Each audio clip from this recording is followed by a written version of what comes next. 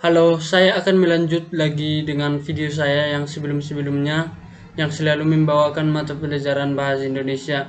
Dengan video saya kali ini, saya akan membawakan dengan judul lagi jenis paragraf. Ya, langsung saja. Berdasarkan pola penalaran, paragraf dibagi atas menjadi satu. Paragraf deduktif.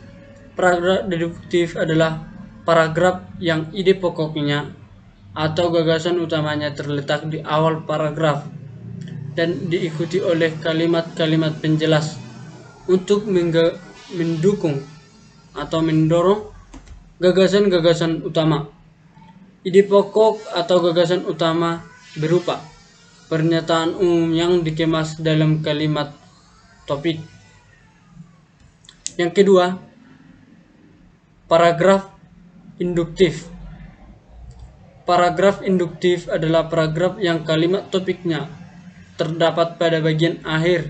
Secara garis besar, paragraf induktif mempunyai ciri-ciri yaitu diawali dengan penyebutan peristiwa-peristiwa khusus yang berfungsi sebagai penjelas dan merupakan pendukung gagasan utama, dan kemudian menarik kesimpulan berdasarkan peristiwa-peristiwa khusus itu.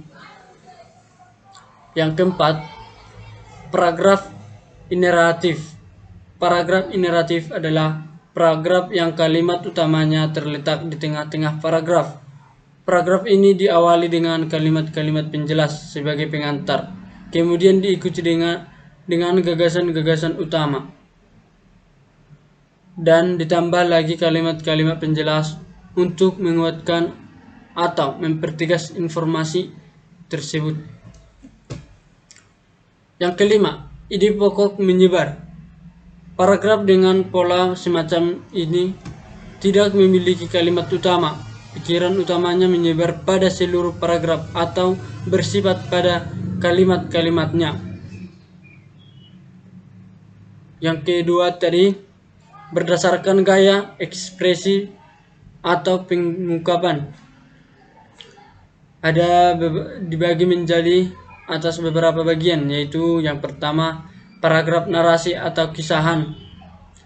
Narasi merupakan gaya pengungkapan yang bertujuan menceritakan atau mengisahkan rangkaian kejadian atau peristiwa-peristiwa, baik peristiwa kenyataan maupun peristiwa rekaan atau pengalaman hidup berdasarkan pengembangannya dari waktu ke waktu, sehingga tampak seolah-olah pembicara mengalami sendiri peristiwa itu.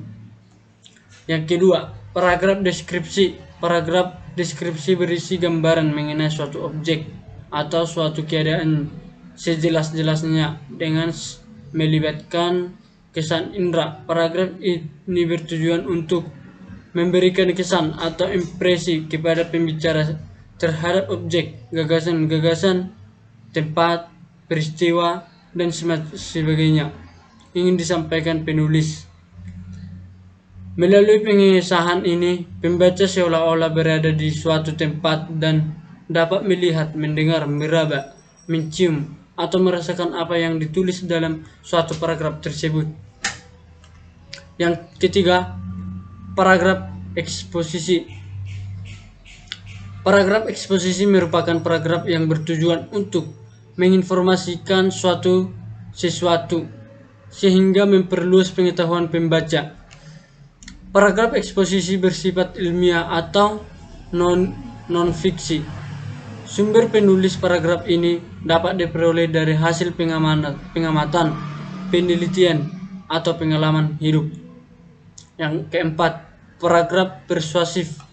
Paragraf persuasi adalah paragraf yang berisi ajakan. Paragraf persuasif bertujuan untuk membujuk pembaca agar mau melakukan sesuatu sesuai dengan keinginan penulisnya.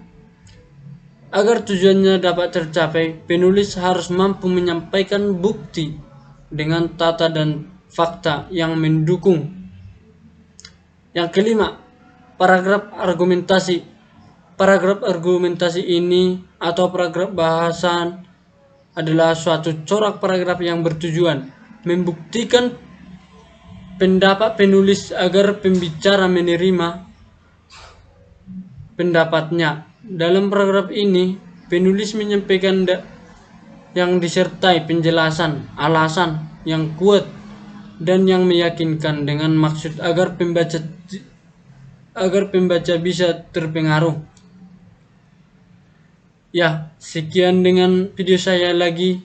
Saya akan melanjut materi-materi saya di video selanjutnya. Sekian materi saya pada tentang judul jenis paragraf ini adalah sekian dan terima kasih. Jika ada kesalahan dan kekurangan, mohon dimaafkan.